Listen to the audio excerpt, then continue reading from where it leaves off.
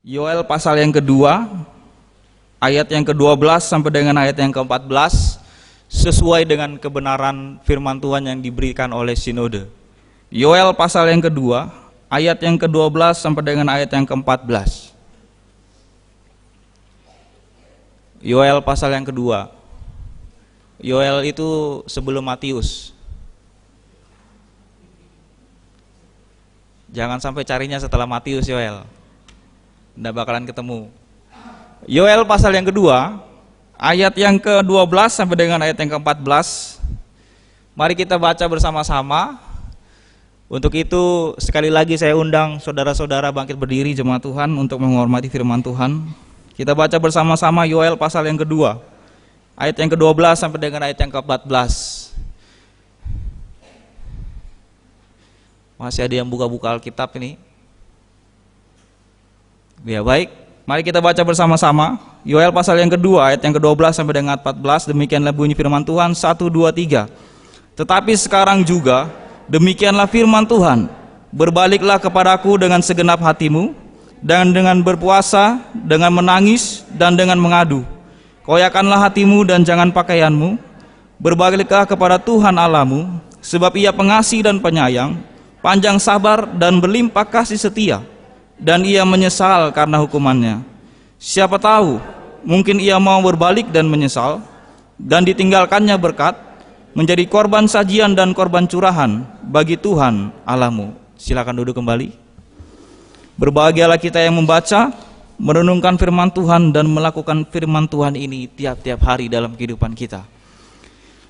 Jemaat Tuhan yang dikasihi oleh Tuhan, saya ingin bertanya kepada kita sesuai dengan tema yang diberikan oleh Sinode GMI, yaitu serukanlah pertobatan. Maka saya ingin bertanya kepada kita, pernahkah kita berseru bertobatlah kepada orang lain?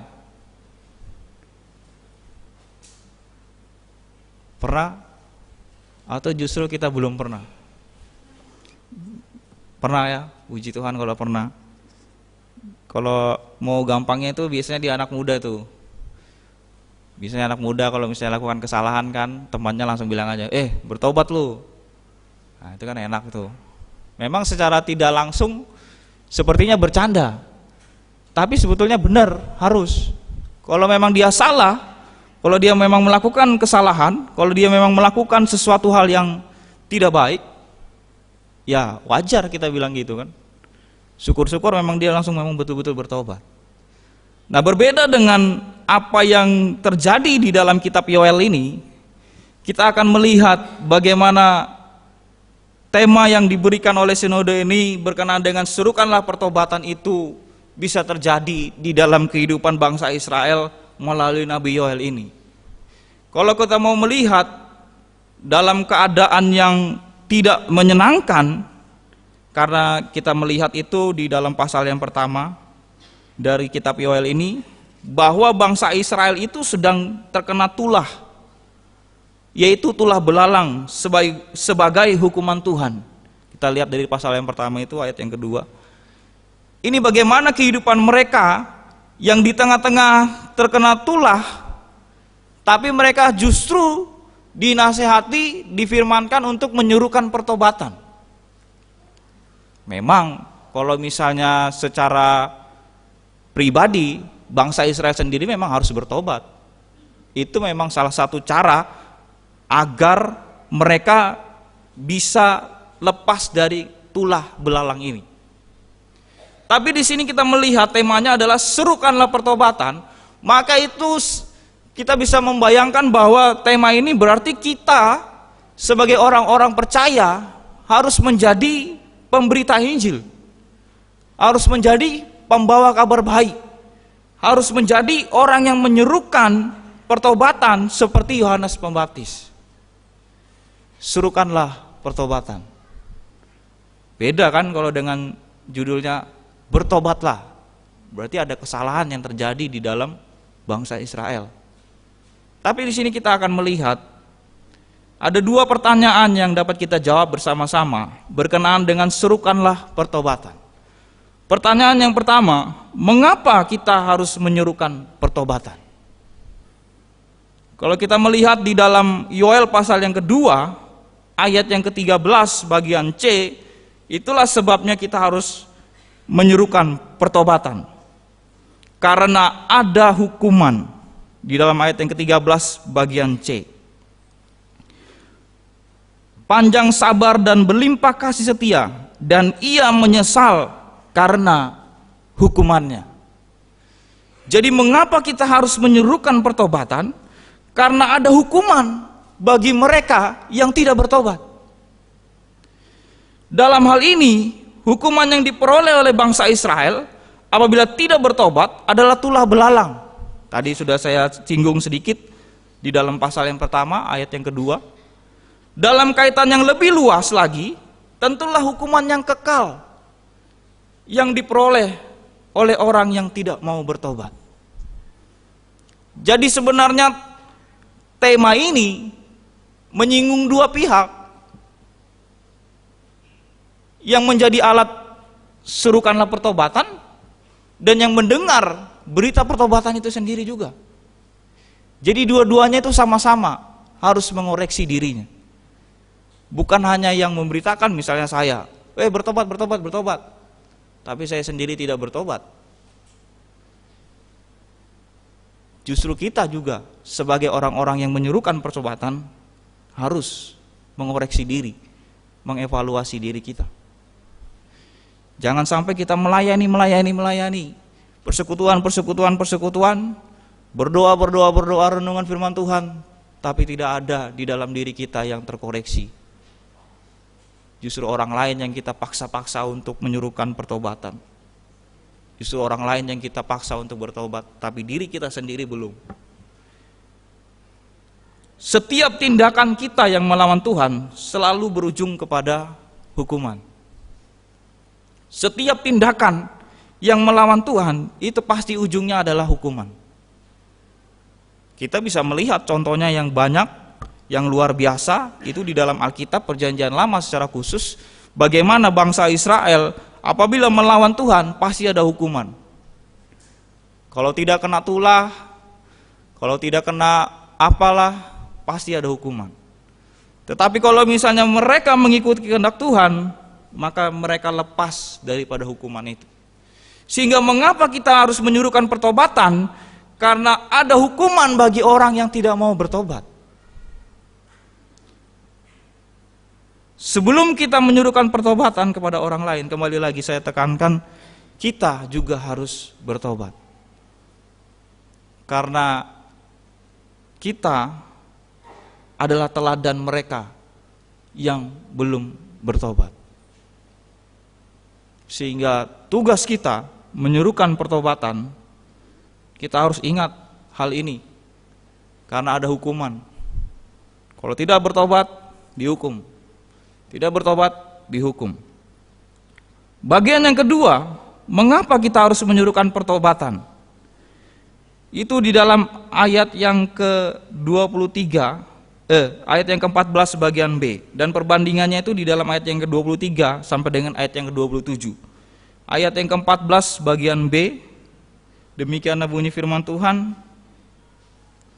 Dan ditinggalkannya berkat, menjadi korban sajian dan korban curahan bagi Tuhan Allahmu. Maka mengapa kita menyuruhkan pertobatan? Karena tidak ada berkat bagi mereka yang tidak bertobat.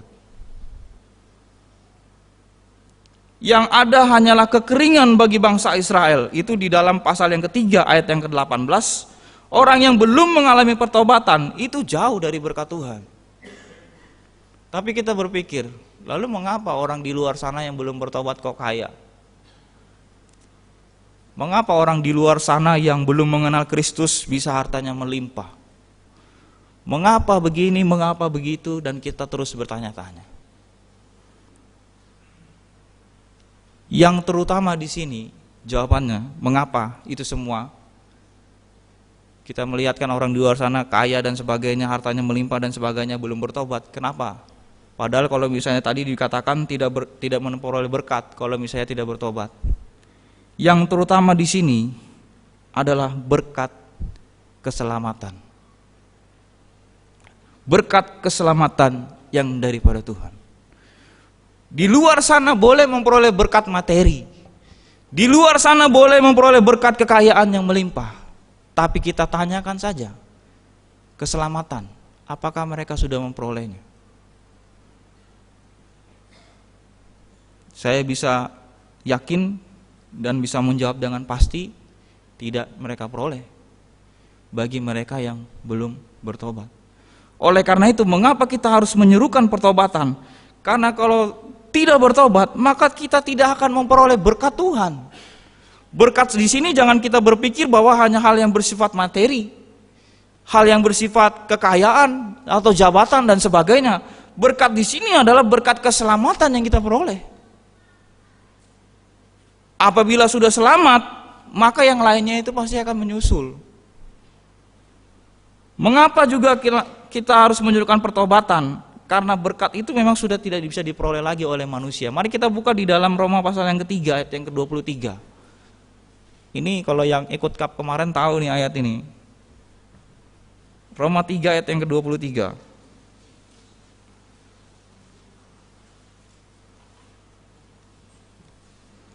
Berkat manusia itu sudah tidak ada.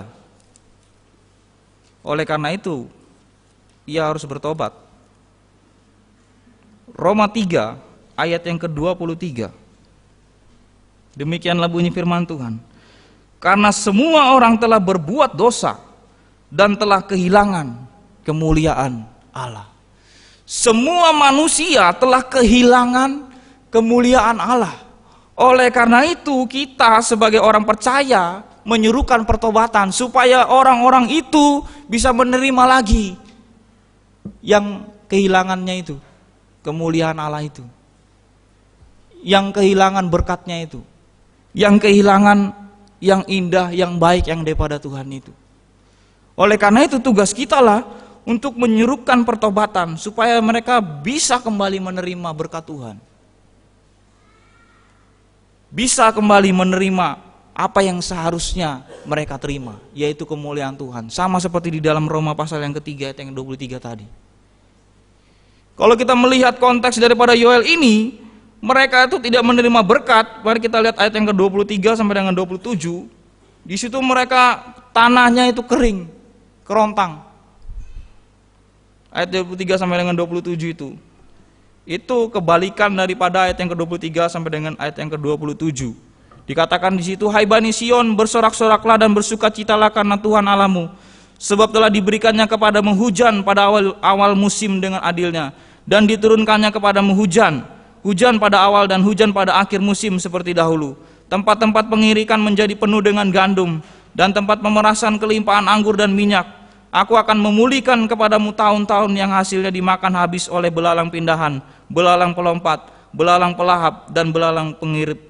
Tentaraku yang besar akan kukirimkan ke antara kamu, maka kamu akan makan banyak-banyak dan menjadi kenyang, dan kamu akan memuji-muji nama Tuhan Allahmu yang telah memperlakukan kamu dengan ajaib.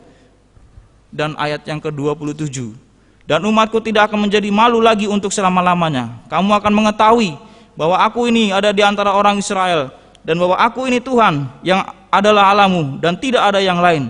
Dan umatku tidak akan menjadi malu lagi untuk selama-lamanya. Ini yang terjadi di dalam kehidupan bangsa Israel. Mereka mengalami kekeringan, hasil bumi mereka itu tidak ada,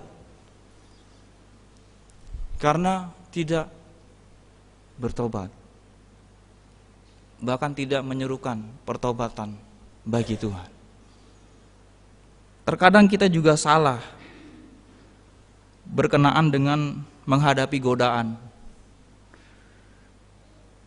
Terkadang kita, kalau karena itu supaya kita tidak melakukan dosa, berdoa kepada Tuhan supaya percobaan itu lalu daripada kita. Tapi mari kita lihat sebuah video tayangan singkat berkenaan dengan itu. Apakah kita yang harus berdoa atau kita yang harusnya lari dari pencobaan itu? Bisa ditayangkan? Terkadang kita sendiri yang salah bertindak. Terkadang kita yang pengennya itu dengan doa sudah cukup.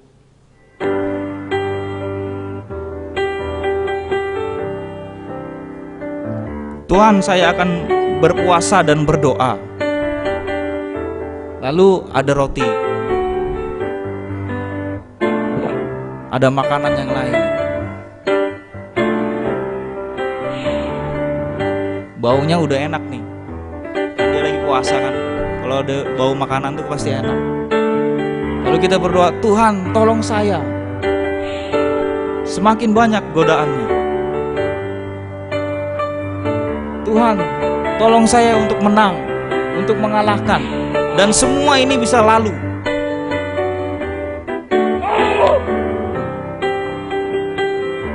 Dia sudah tidak kuat dan berteriak kepada Tuhan.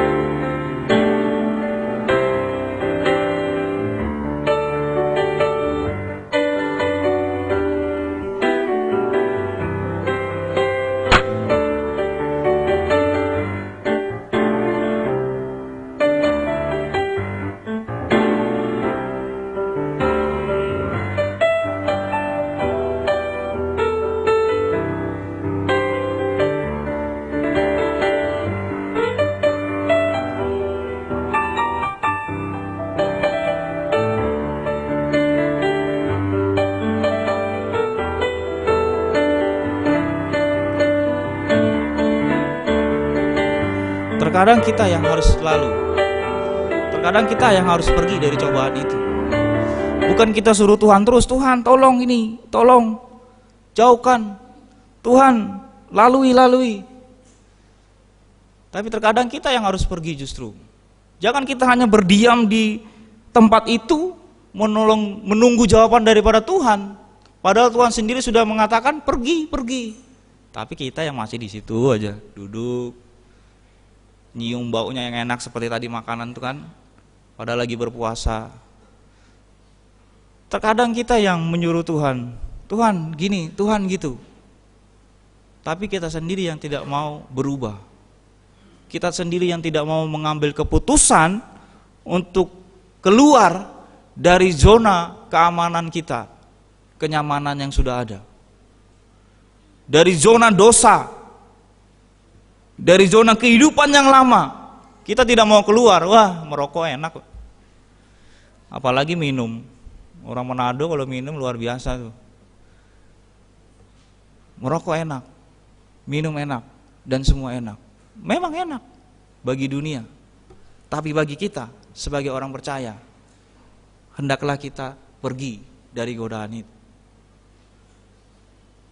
Kita bilang, aduh Pak, di kantor tuh begini. Orangnya sudah nggak jujur semua dan mana. Memang kita juga berdoa. Tapi ada perlunya juga kita bertindak untuk pergi dari zona yang tidak baik itu. Oleh karena itu, serukanlah pertobatan. Supaya orang yang tidak bertobat itu bisa bertobat dan memperoleh bagian berkat yang daripada Tuhan. Kalau kita melihat di dalam ayat yang ke-12, kalimat tetapi sekarang juga merupakan desakan dari Tuhan agar bangsa Israel cepat meresponi dan mengalami pertobatan.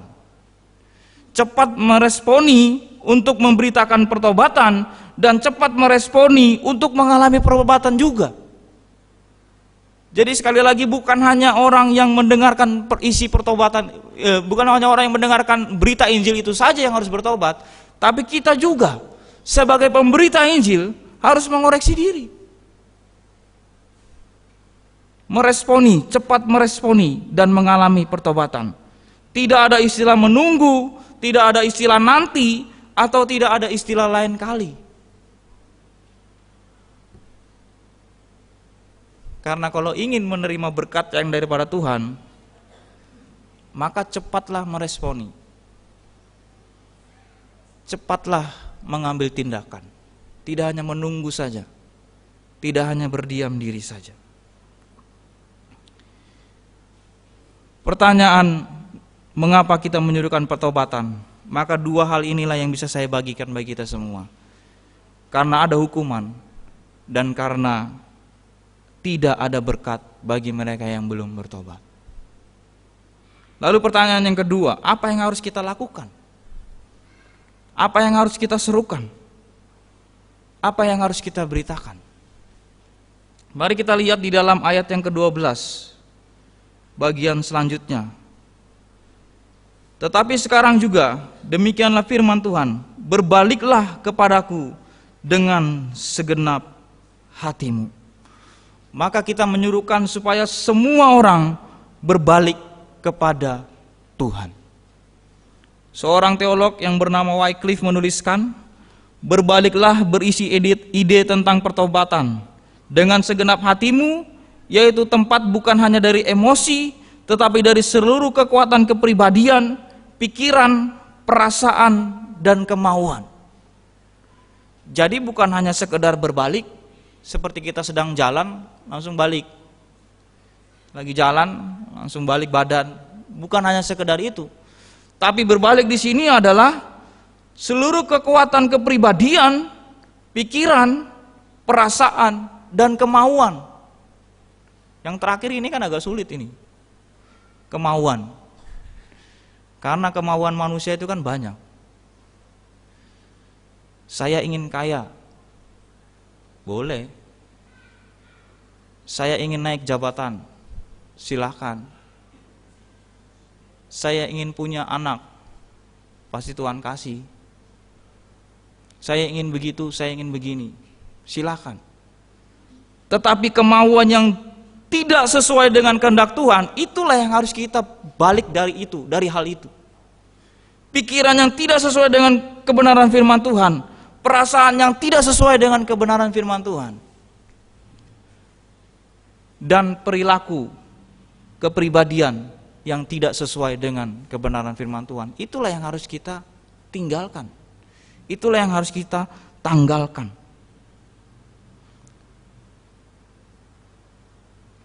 Dan selanjutnya Wycliffe menuliskan, semua aktivitas roh manusia, semua pemikiran, semua perasaan, dan semua kemauan harus dipusatkan pada Tuhan. Perubahan di dalam hati akan terlihat dalam perubahan tindakan-tindakan lahiriah. Jadi marilah kita berbalik dari kehidupan yang lama kita, yang sering marah-marah, yang sering bahasa Jawanya mendumel, yang sering bersungut-sungut, yang sering mengeluh, yang sering banyak hal. Marilah kita berbalik dari kepribadian, dari pikiran, dari perasaan, dan dari kemauan yang tidak memuliakan nama Tuhan.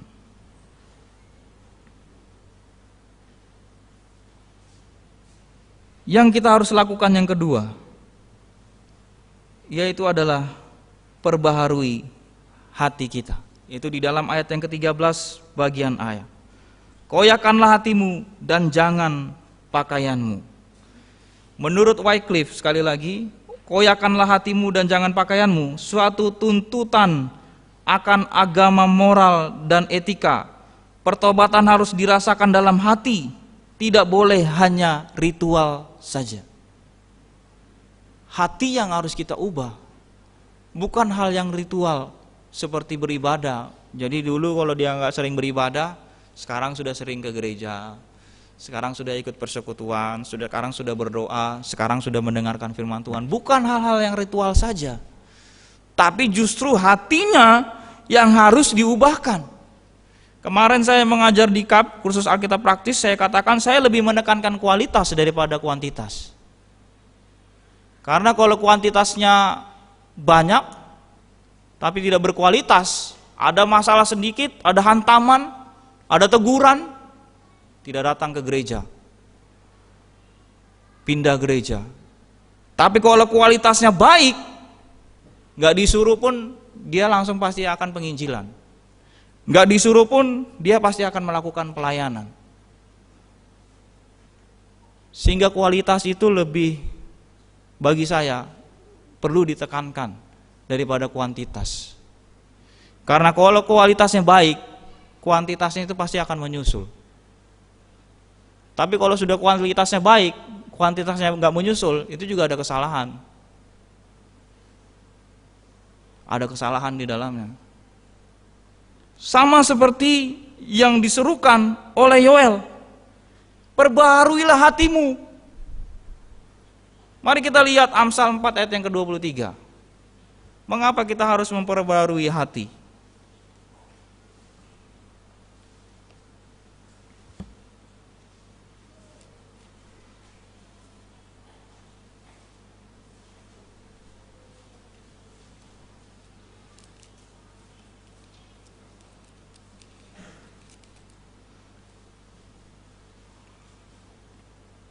Di situ dituliskan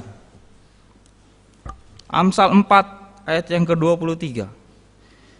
Jagalah hatimu dengan segala kewaspadaan, karena dari situlah terpancar kehidupan.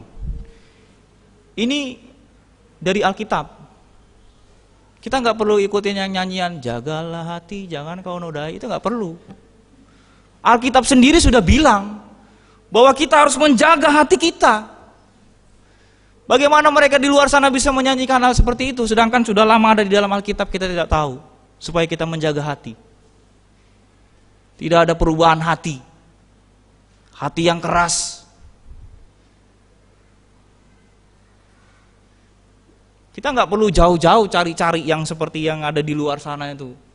Kemarin kita belajar kap itu, dari gelap terbitlah terang, itu bukan dari Kartini.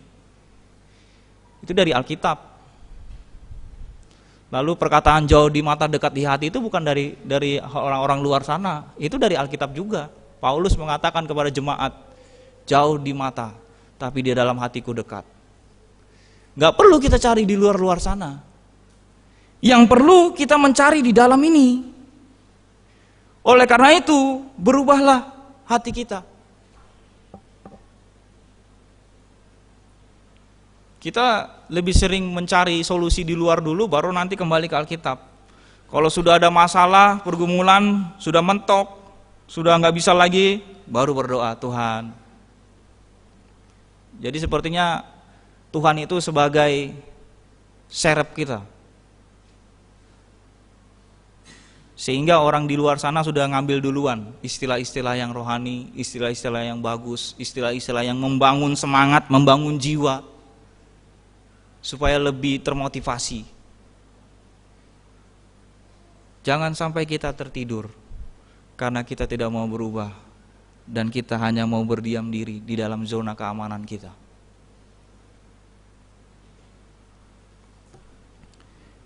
Selanjutnya dituliskan oleh Wycliffe, Yoel seperti semua nabi sejati menuntut hati yang hancur dan kehidupan bersih yang mengikutinya.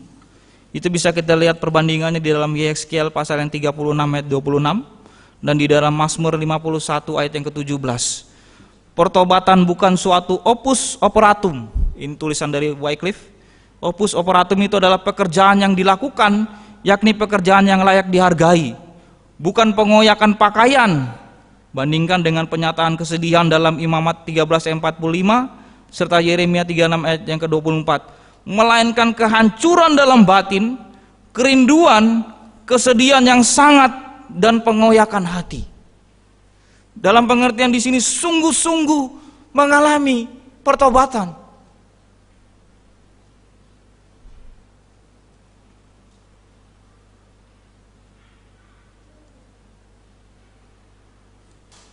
Memang tidak mudah ya untuk mengubah hidup yang lama itu. Karena biasanya hidup lama itu kan sudah bertahun-tahun kita lakukan, bertahun-tahun kita jalani, bertahun-tahun kita lalui, lalu tiba di saat satu titik bahwa kita harus bertobat. Tidak mudah memang. Tapi di sini Yoel, bahkan seorang teolog Wycliffe menuliskan, biarlah kita memiliki perubahan hati supaya semuanya itu bisa kita lawan. Kehidupan lama, perbuatan yang tidak memuliakan nama Tuhan, itu bisa kita lawan. Kehancuran hati, kesedihan, kerinduan untuk menerima Tuhan itu sebagai satu-satunya Tuhan kita di dalam kehidupan kita. Itulah yang dituntut oleh Yoel bagi bangsa Israel. Kita melihat juga di dalam ayat yang ke-13 dengan kata berlimpah kasih setia.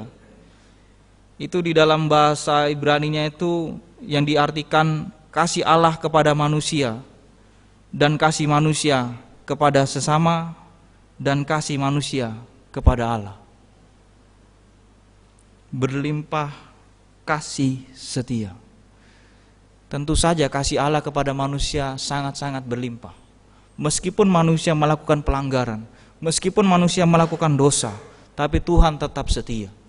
Lalu kasih manusia terhadap manusia, bagaimana dengan kasih kita? Apabila kita memiliki hati yang hancur, hati yang diperbaharui oleh Tuhan, maka kita pasti akan saling mengasihi antar sesama kita. Lalu kasih kita terhadap Allah. Apabila kita sungguh-sungguh hidup di dalam kebenaran firman Tuhan, maka kita pasti juga akan sungguh-sungguh mengasihi Tuhan, memprioritaskan Tuhan di dalam kehidupan kita.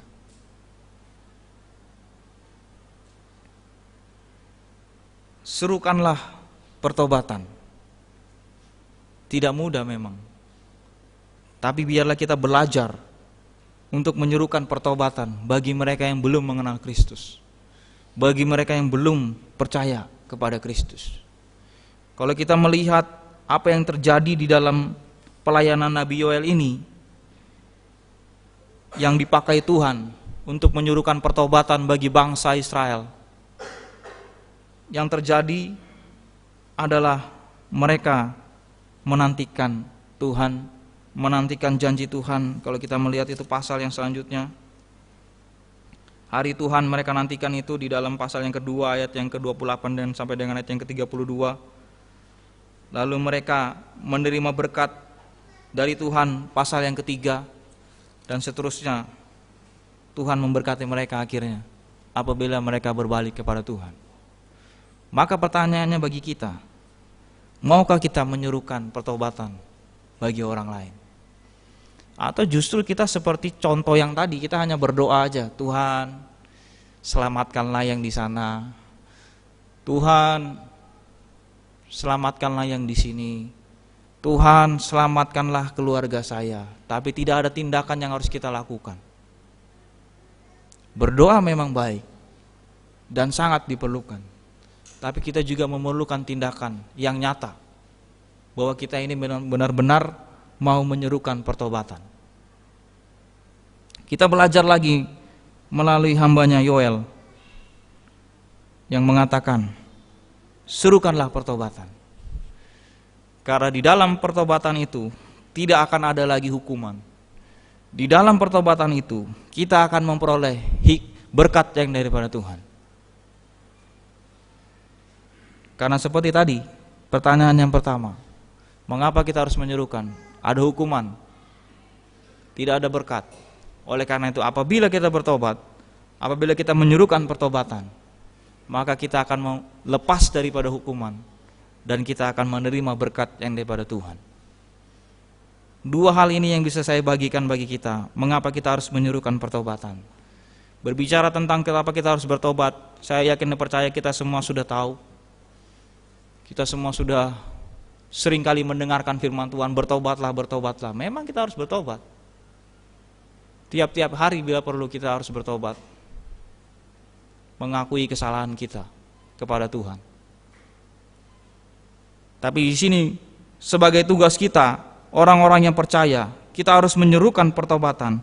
Karena bagi mereka yang tidak bertobat ada hukuman. Bagi mereka yang tidak bertobat tidak akan memperoleh berkat daripada Tuhan. Tugas kita, kewajiban kita untuk menyerukan pertobatan ini sama seperti yang dilakukan di dalam Matius pasal yang kedua. Mari kita lihat Matius pasal yang ketiga ayat yang kedua. Matius pasal yang ketiga ayat yang kedua, seorang tokoh yang menyerukan pertobatan.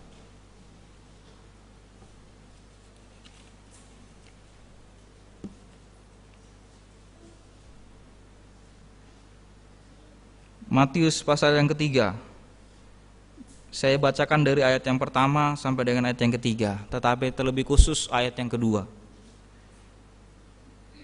Demikianlah bunyi firman Tuhan. Pada waktu itu tampillah Yohanes Pembaptis di padang gurun Yudea dan memberitakan, bertobatlah, sebab kerajaan surga sudah dekat. Sesungguhnya dialah yang dimaksudkan Nabi Yesaya ketika ia berkata, ada suara orang yang berseru-seru di padang gurun, persiapkanlah jalan untuk Tuhan, luruskanlah jalan baginya. Timbul lagi pertanyaan bagi kita, masih adakah Yohanes Pembaptis yang baru di zaman kita ini? Atau justru semuanya sudah terseret dengan kenyamanan dunia, sehingga tidak ada lagi yang berani menyatakan, bertobatlah, sebab kerajaan Allah sudah dekat. Biarlah kita menjawabnya di dalam kehidupan kita pribadi, lepas pribadi. Mari kita berdoa.